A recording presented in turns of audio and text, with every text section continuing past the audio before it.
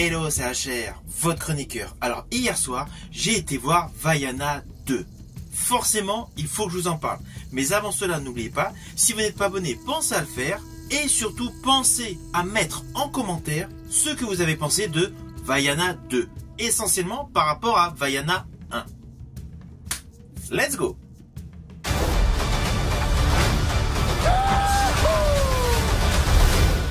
Alors pour rappel, Moana dans la version originale, alias Vaiana, la légende du bout du monde, était sorti en 2016.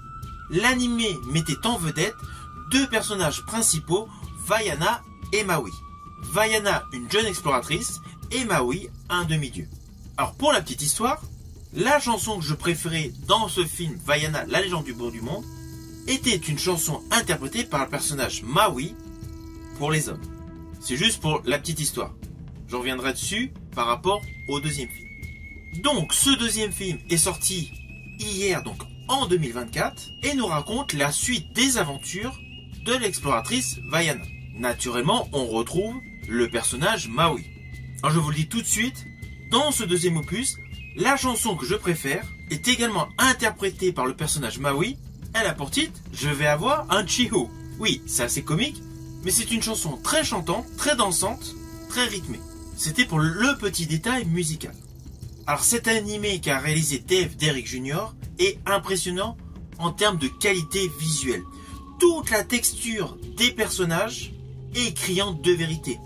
Les couleurs sont chatoyantes, l'eau est transcendante, beaucoup d'effets visuels colorisés et translucides permettent un rendu totalement magique de cette suite qui se retrouve sur le plan technique supérieur au premier opus. Je précise bien sur le plan technique, car le côté technique, le côté visuel, la photographie, l'image est un level au-dessus par rapport au premier opus. Ceci dit, concernant le scénario, dans ses grandes lignes globales, il y a un semi-effet remake, on va dire. Alors ne vous inquiétez pas, je ne vais pas vous raconter les détails scénaristiques de ce long métrage animé, vous me connaissez, je ne spoil jamais. Mais les grandes étapes qu'il y avait dans le premier opus, avec notamment la jeune exploratrice qui doit partir donc pour effectuer une mission, la découverte, entre autres, des noix de coco, du personnage Bling Bling, et tout ce qui s'ensuit vers le final impressionnant. Là, dans ce second film, nous retrouvons le postulat de base de la jeune fille exploratrice qui va effectuer une mission, une recherche. Il y a le passage avec un personnage digne d'une chauve-souris, et après tout ce qui s'ensuit dans le même style que le premier film. Alors oui, c'est différent, les lignes scénaristiques sont différentes, mais une partie de la trame de base semble avoir été reprise, mais heureusement de manière épurée. Ainsi, cette suite est réellement une suite avec une innovation scénaristique, mais le fond de cette base de l'animé a un petit ressenti de remake. C'est le petit bémol que je porterai à ce long métrage. Après, il y a un deuxième bémol qui est pour moi un peu plus important, c'est que le premier film mettait beaucoup plus en exergue la culture des Polynésiens. Tout le côté nostalgique, émotion, avec notamment la grand-mère du personnage Vaiana, forcément se retrouve pas dans ce deuxième opus. Donc voilà, ça c'est un petit côté qui selon moi pêche un petit peu. Cependant, il y a tout un côté intergénérationnel dans ce second opus. De ce fait, cela compense ce côté historique des anciens, de la transmission des anciens, qui est moins présent dans cet opus. À cela s'ajoutent des personnages hétéroclites, mais très attachants. Naturellement, je précise ceux qui sont avec Vaiana sur le beau bateau. Tous ces protagonistes ont un vrai traitement scénaristique, avec des caractères et des mentalités différentes. Et d'ailleurs, je pense que parmi les spectateurs, certains vont se reconnaître parmi les passagers de Vaiana. Ainsi, ce long métrage dispose de plusieurs arcs narratifs intéressants autour du personnage Vaiana.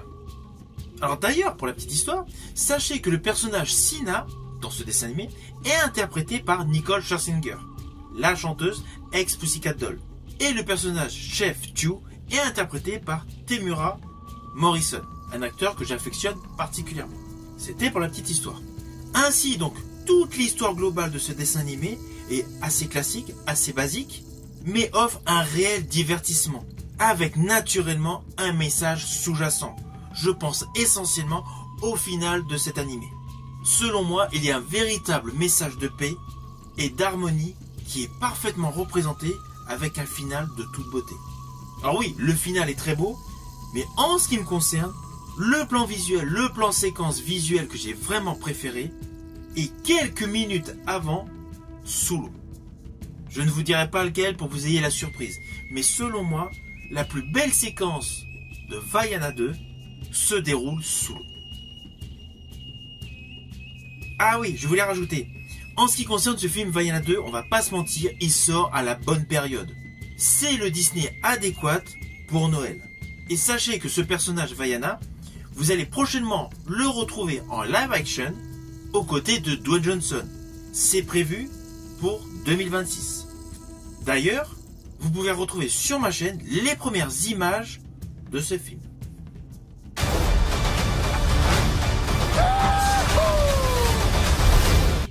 Alors au final, naturellement, c'est un film Vaiana 2 que je vous invite à découvrir. C'est un bon divertissement.